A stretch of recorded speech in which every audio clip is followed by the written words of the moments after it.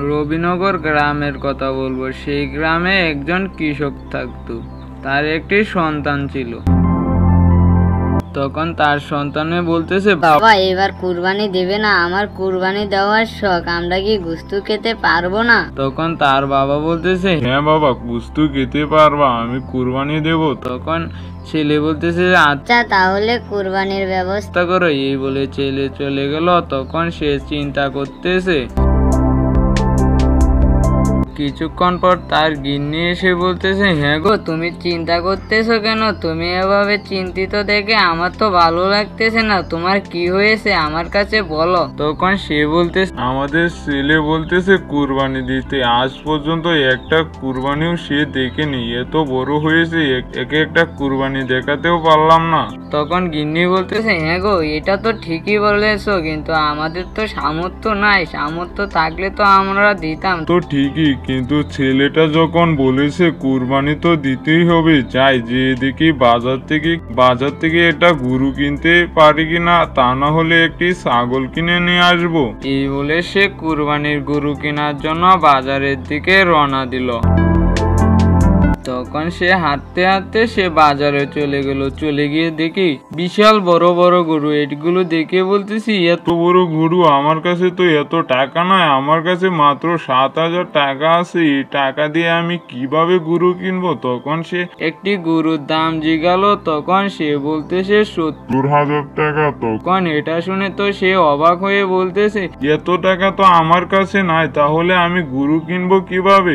তখন সে বলতেছে, না, একটা ছাগল কিনে নিয়ে যায়, আমরা গরিব মানুষ, আমরা গরু কুরবানি দিতে পারবো না। ছেলেটা বলেছে তাই একটা ছাগলই নিয়ে যাই, তাহলে ছেলেটার মনটা মানবে, তা না হলে ছেলেটা অনেক কান্না করবে কুরবানি দেওয়ার জন্য, কারণ তার বন্ধু বান্ধব সবাই কুরবানি দিবে। এই বলে সে একটি ছাগলের কাছে যেয়ে বলতেছে, ভাই ছাগল কত করে? সে বলতেছে 7,000 টাকা। তখন সে বলতেছে, আমার কাছে তো 7,000 টাকায় আছে, ছাগলটা নিয়ে যাই। তখন সে 7,000 টাকা দিয়ে ছাগলটা কিনে বাড়িতে নিয়ে এসে বলতেছে, গিন্নি শুনতে পারছো?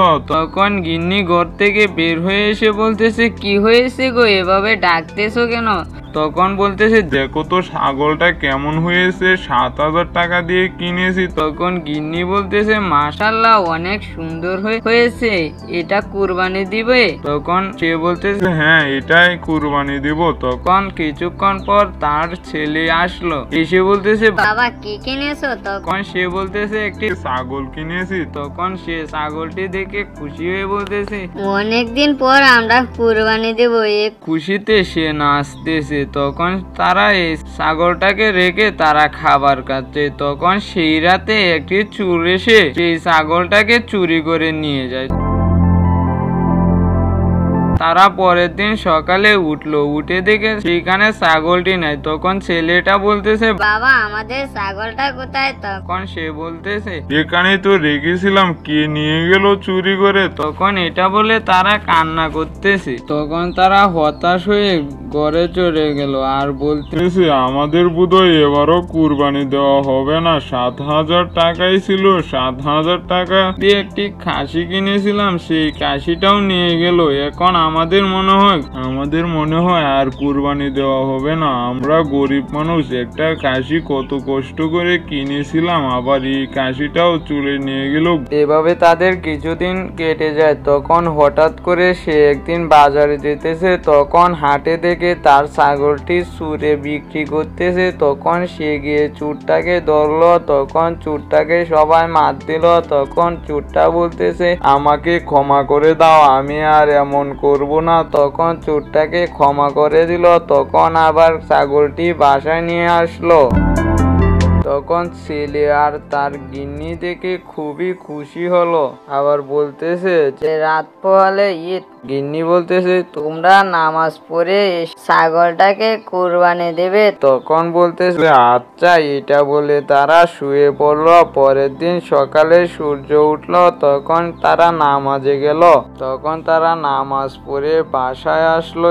এসে তারা ছাগলটাকে কুরবানি দিল।